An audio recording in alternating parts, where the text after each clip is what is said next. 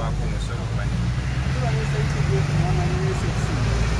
okusinziira ku kyeboogedde bagamba nti emmotoka bwebanga eriko ama oba ebe yeetaaga okukiryaringibwa UPDF tetutanaba kumanya olw'ensonga nti waliwo tteeka lyolina lye batulambise nti oba mu tteeka bwettinebweri emmotoka kuba erama lyeteeka okubanga eyitamu oba efuna kiryalensi okuva mu UPDF oba mu magye naye nga ffe tulinze bipooti ya URA kubanga emmotoka URA yagisaba era teyatulagaako nti UPDF egyagala yatugambye eyagala erabe oba omusolo gwe twasasula gumala oba tegumala so tusuubira nti ripooti bweneefuluma ng'omusolo gwali gumala emmotoka bajja gyetukkiza bwebanga gwali tegumala balansa abulayo layita abalina okuzisasula emmotoka Francis emmotoka okufuluma okugenda okugipima mwabagitutte oba bali be bagitutte?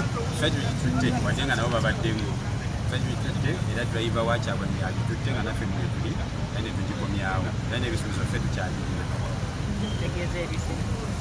okutwaliza awamu erise olw'ensonga nti ffe tugigudde era ffe tugigadde naye okusigala esigadde mu mikono gyabwe ate okuba seefu kiba kigazi waliwo okuba seefu munda naye ate ne wansi w'emmotoka bayinza okuvaayo ekintu n'ekiyinza okuteekebwa naye nga bwe twogerera emmotoka tugigadde ne kuvaayo tusuubira nti ripooti obunaazibira nga bagituwadde nga bwe yali kuva ku luli bwe mugisanze emito bwe twagyeka bwe tugisanze n'ebirala byonna weebiri tetulabyewo nnyo kyanjawulo bye twalekawo luli mu kifo mwebadde era mwekyali era tusuubira nti bagenda kugitaataaganya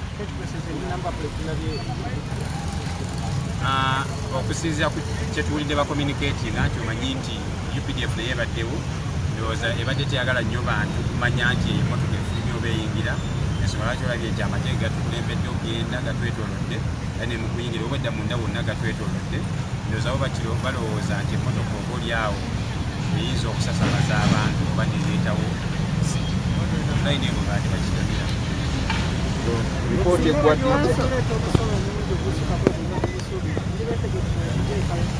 nedda waliwo etteeka eriyitibwa erya tax appeals tribunal era buli omusolo si bigambo bugambo n'andowooza ya muntu omusolo gaba mateeka so eba n'atuwa assessment yaabwe tujja kulaba naffe mu mateeka ki etteeka kyeryogera ku mmotoka nga ya bulijjo neki kyeryogera ku mmotoka ngaeriko basasoliza oba oliawo nga ama otunaamaatula bwe kubanga mugwe musolo mutuufu Kyagulanyi ajja kubanga akusasula bw'aba tasobola tujja kulaba ekinaaba kiddako. Well, we came this morning and we have done the re-evaluation of the URA staff. Together with the UPDF have re-examined the car in our presence. We've done everything including weighing the car. This is the last exercise we did just a few minutes ago where we went to the nearby weighing bridge and weighed the car. So we await a report in a few hours from now about what they have found and probably what they think the way forward should be. Is the car safe according to your statement? To the best of our knowledge and confirmation, it was as we left it. We opened it this morning. They've searched the car in our presence and we have locked it and retained the keys. We hope that it's going to remain open, but it's not 100% guaranteed because it's in the abandoned warehouse. But when do you expect to get the report after evaluation? We expect the report before close of business today. At least the URA report on what they have found and what they demand of us. Maybe are you willing to pay the taxes? For example, if URA finds that maybe the car was not cleared, is your client willing to pay another? My client is a law-abiding citizen and as far as he knows, he's the elected president of Uganda. So paying tax is one of the simplest tasks he would want to do. Only that he has to pay the tax according to the law. So we shall look at the assessment, if any, and advise him accordingly. But payment should be worries, although it means taking money out of your pocket to meet an expense. We've seen the car going out a few minutes back. Were you in control? Yes, the driver of our client was in, I was in, and of course plus other security agencies and URA officials. So we took it out and brought it back and locked it. So we still have the key. And then the number plates were covered. What happened? We'll say the car is still safe as far as we know and can manage that. We have locked it, but you see, a car is open in many ways. There is the interior, but there is underneath the car. So there are so many things that can be done to a car even when you have locked it. But as far as we are concerned, we have locked and we have the keys. About the UPDF, well, our concern, that's another big concern because as far as we are concerned, it is URA that asked for the car and the reason was simple, that it was undervalued, or they think it was undervalued for tax or underassessed. But to our surprise, the UPDF is actually in control and SFC is in control. So we hope it is not anything beyond the citizen purchasing a car and paying tax for it. So when are they releasing the report according to the... According to them, in a few hours from now, by close of business today, they should be releasing the report. Because remember, the case is still in court. We have not withdrawn the case. We hope that if everything is sorted amicably, then we can withdraw the case. If not, the case is still ongoing. Council, what should we expect from that report? What we expect from the report is, in my opinion, that the car is armored. I expect a report that the car is armored. I also expect a report that probably they need some little more pennies on the tax that we paid, and we shall deal with the report as and when it comes. Council mu Luganda kiki etusubira mu report? Kyensuubira nti bagenda kuleeta report nti emmotoka eri armored, nti oba eriko ebiziyiza obulumbaganyi obw'ebisi olw'ensonga nti ne bw'oba gwe n'ogitunulira naye mu mateeka ate gwe kyolabye kiyinza obutaba kyekyo. Nensuubira reporting egamba nti emmotoka eri armored, n'ekyokuisuubira reporting egamba nti baagalayo ku kasente akalala akatonotono. Awatali ekyo sindimanyi kiraki kiza kusuubira.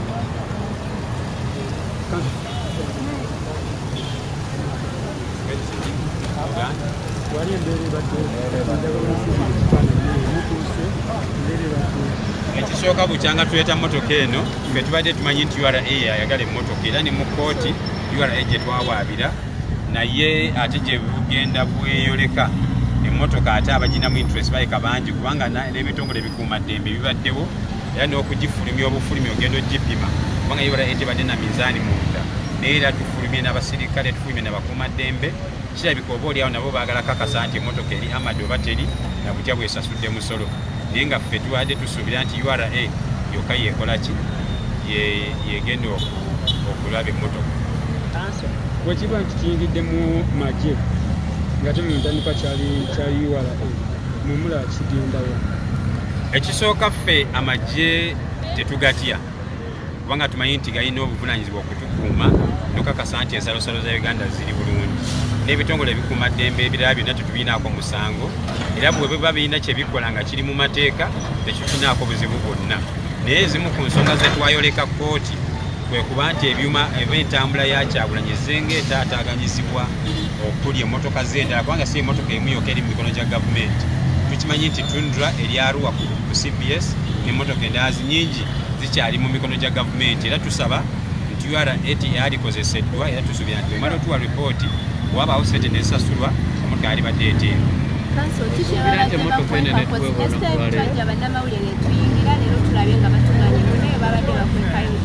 Ensonga y'okuganda bannamawulire sigitegedde, nange ngitegeredde wano, naye nze ndowooza nakyo si kya bugunjufu na kukweka, kubanga emmotoka eno nnyini yamanyiddwa era nnyini yo yajanjula eri public, era entambula yayo si yakukukuta. Simanyi ku lwaki tebaagadde bamawulire babeeremu, naye nga nze ndaba nti tekiba kya bugunjufu okujjako ng'olina ekirala ky'oba okweka. Singa ennaku kyemusuubira okubawa lipooti ennaku ziyitamu ekitaba kyaleero muba muzaako, kubanga tulaba amagye gabinyingiddemu. Nga bwe ngambye nti omusango gukyali mu kkooti, era ebimu ku bye twemulugunya mu kkooti kwe kuba nti tusuubira nti bano abantu bayinza okwagala okutwala emmotoka mu linnya ly'okugereka omusolo ne bagisigaza. So tujja kuba tuddayo mu kkooti okuwa ripooti okuva olwaleero singa ripooti eba tefulumye leero.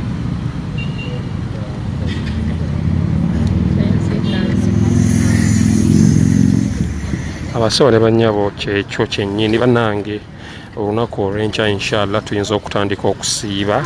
Neebaza aba comrade abamu, simanyi oba ngenda kujja ku live.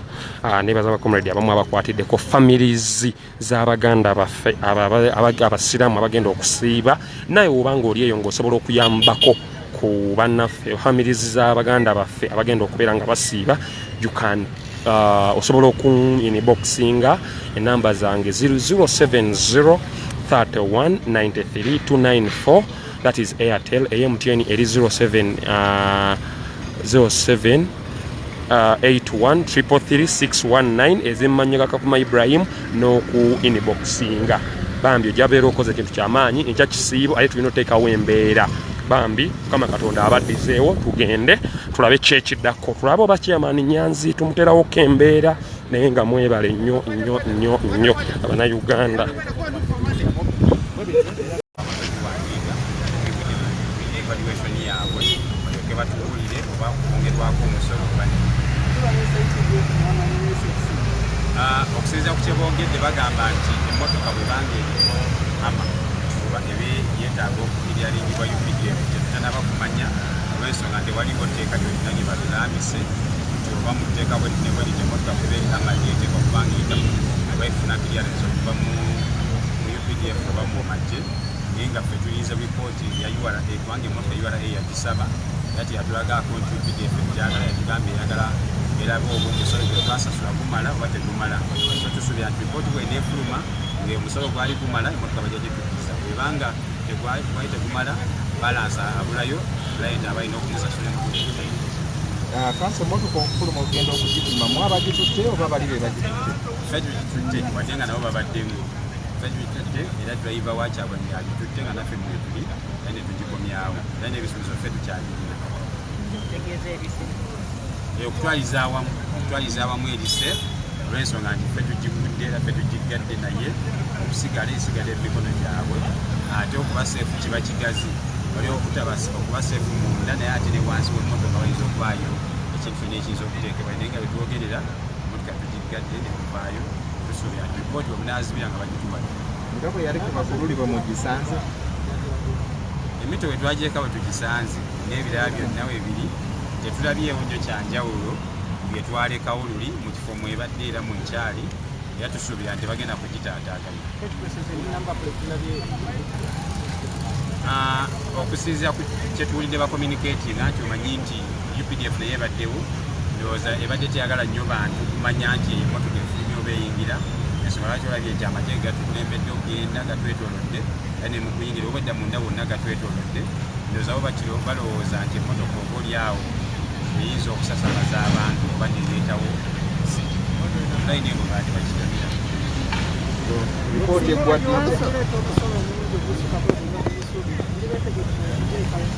nedda waliwo etteeka eriyitibwa erya tax affairs tribunal era buli omusolo si bigambo bugambo n'andowooza ya muntu omusolo gaba mateeka so eba n'atuwa assessment yaabwe tujja kulaba naffe mu mateeka ki etteeka kyeryogera ku mmotoka nga ya bulijjo nekiki eryogera ku mmotoka ngaeriko accessories oba oliawo nga ama wetunaamatula bwe kubanga gwe musolo mutuufu Kyagulanyi ajja kubanga akusasula bw'aba tasobola tujja kulaba ekinaaba kiddako.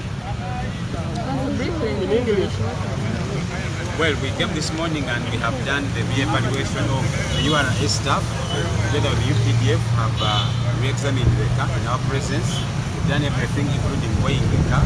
This is the last exercise we did just a few minutes ago where we went to the nearby weigh bridge and weighed the car. So we await a report in a few hours from now about what they have found and probably what they think the way forward should be.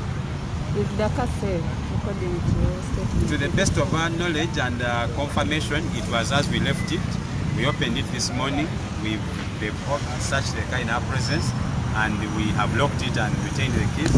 We hope that it's going to remain open, but it's not 100% guaranteed because it's in the bonded warehouse.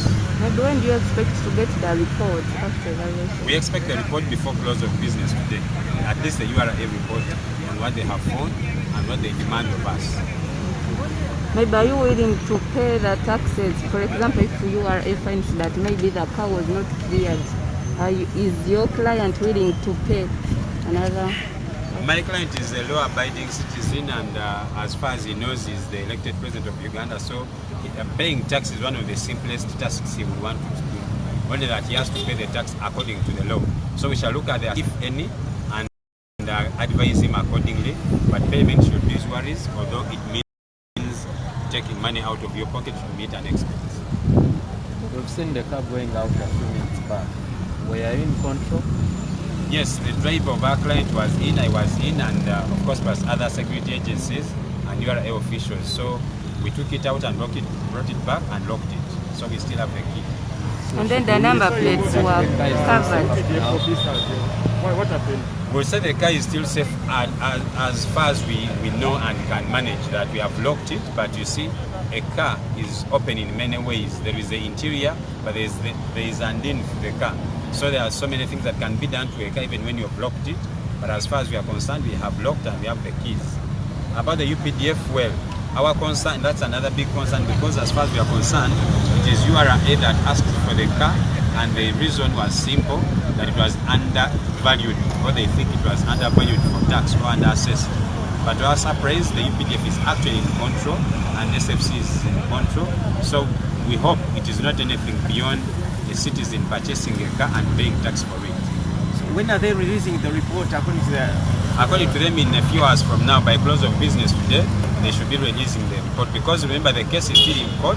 We have not withdrawn the case. We hope that if everything is sorted amicably, then we can withdraw the case. If not, the case is still ongoing. Council, what should we expect from that report? What we expect from the report is, in my opinion, that the car is armored. Now, I expect a report that the car is armored. I also expect a report that probably they need some little more pennies on the tax have been paid, and we shall deal with the report as and when it comes. Council mu Luganda kiki tusuubira mu report? Kyensuubira nti bagenda kuleeta report nti emmotoka eri armored, nti oba eriko ebiziyiza obulumbaganyi obw'ebisi, olw'ensonga nti ne bw'oba gwe n'ogitunulira naye mu mateeka ate gwe kyolabye kiyinza obutaba kyekyo. Nensuubira reporting egamba nti emmotoka eri armored, n'ekyokuyisuubira reporting egamba nti baagalayo ku kasente akalala akatono. Awatali ekyo simanyi kyakiyinza kusuubira.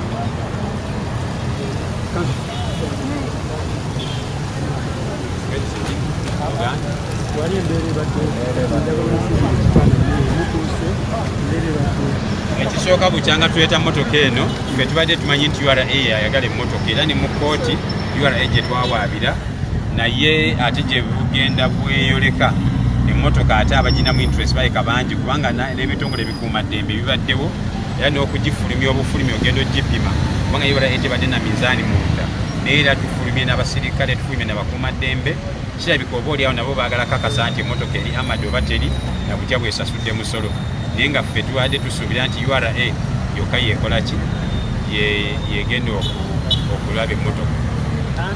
Bwekiba nti kiyingidde mu magye nga te mu ntandikwa kya URA, mumula kigendawo?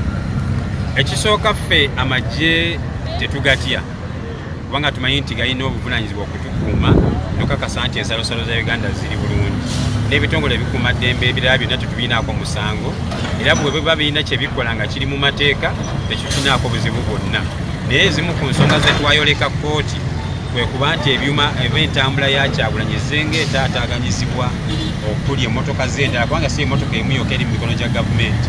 Tukimanyi nti Tundra eri Arua ku CBS n'emmotoka endala nyingi zikyali mu mikono gya gavumenti, era tusaba nti URA yalikozeseddwa, era tusuubira nti bwemala otuwa ripooti wabaawo sente nezisasulwa emmotoka yalibadde eteeru. Tusuubira nti emmotoka eno netwebona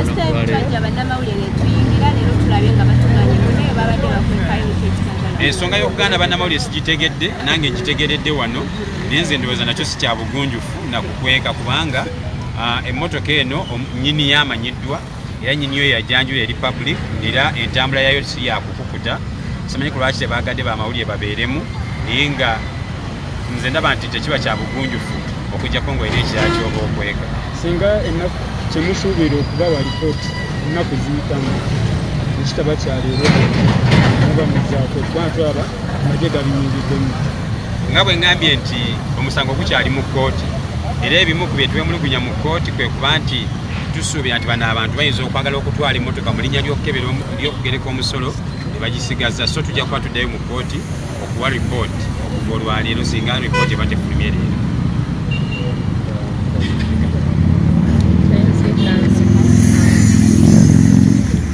Abasawo ne bannyabo kyekyo kyennyini bannange, olunaku olw'enkya inshallah tuyinza okutandika okusiiba. Neebaza abacomrade abamu, simanyi oba ngenda kujja ku live. Neebaza abacomrade abamu abakwatiddeko families z'Abaganda baffe abasiraamu abagenda okusiiba, naye oba ng'oli eyo ng'osobola okuyambako ku bannaffe families z'Abaganda baffe abagenda okubeera nga basiiba, you can osobola oku-inboxinga enamba zange 070 31 93 294, that is Airtel. MTN eri 07 81333619 ezimmanyiga Kakuma Ibrahim n'oku inboxinga bambi ojabeera okoze ekintu kyamaanyi ekya kisiibo aye tulina oteekawo embeera bambi Mukama Katonda abaddizeewo tugende tulabe kyekiddako tulabe oba kyamaani Nyanzi tumuteerawo ko embeera naye nga mwebale nnyo Abanayuganda.